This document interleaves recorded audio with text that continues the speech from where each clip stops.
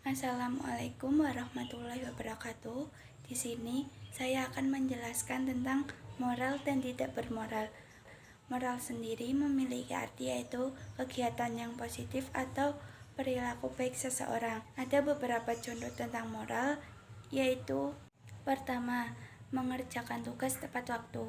Kita sebagai mahasiswa seharusnya ketika dosen memberikan tugas pada saat itu, sebaiknya kita kerjakan tugas tersebut pada saat itu, karena janganlah kita menunda-nunda tugas tersebut. Contoh yang kedua yaitu membuang sampah pada tempatnya.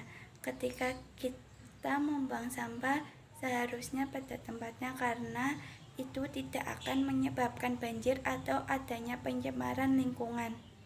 Contoh yang ketiga yaitu membungkukkan badan ketika kita melewati orang yang lebih tua.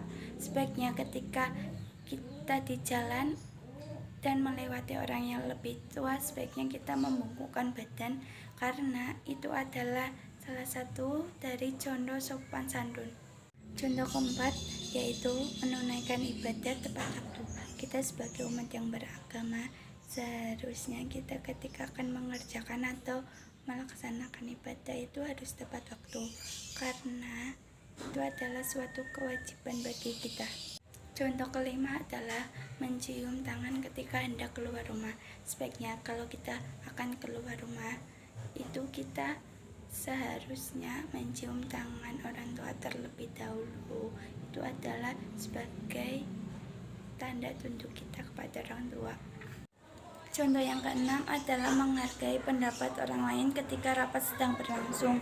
Sebaiknya ketika ada orang yang sedang berpendapat, kita tidak boleh mencela atau memotong ketika dia sedang berpendapat, dan sebaiknya ketika kita akan menyanggah, kita harus menunggu orang tersebut selesai berpendapat. Tidak bermoral adalah perilaku yang tidak baik atau kegiatan yang tidak boleh dicontoh. Ada beberapa contoh tidak bermoral, yaitu 1. Membuang sampah sembarangan.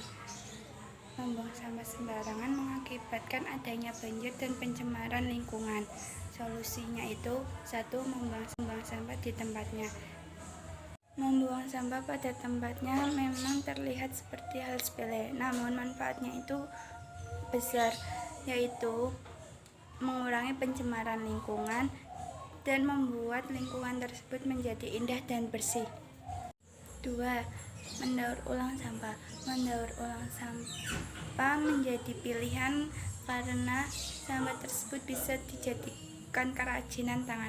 3. Membawa kantong belanja dan alat makan sendiri.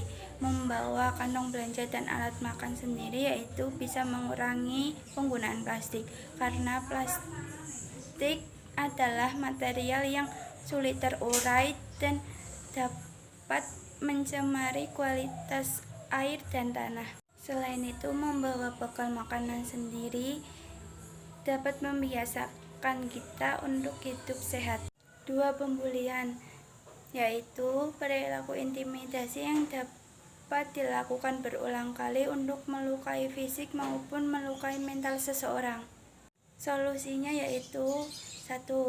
Ceritakan pada orang dewasa yang dapat dipercaya.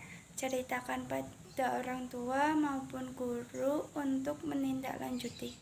2. Tingkatkan keberanian dan rasa percaya diri. Tunjukkan pada lingkungan sekitar bahwa Anda itu bukanlah orang yang lemah dan bukanlah orang yang mudah ditindas.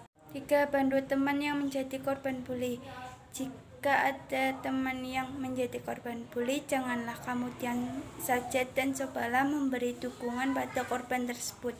Contoh ketiga yaitu tidak mematuhi peraturan lalu lintas. Solusinya yang pertama, gunakan pengaman dan lengkapi dokumen kendaraan. Mematuhi rambu-rambu lalu lintas. Gunakan kendaraan umum daripada kendaraan pribadi.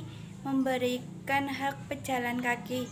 Contoh keempat adalah membuat keributan di kelas. Solusinya yaitu pertama, gunakan beberapa metode belajar, kendalikan emosi, berikan berikan teguran nonverbal, berikan teguran halus, selipkan candaan saat mengajar, dengarkan keluhan siswa, berikan pujian pada siswa yang mau menyimak, buat kelompok kecil, mengajak berbicara.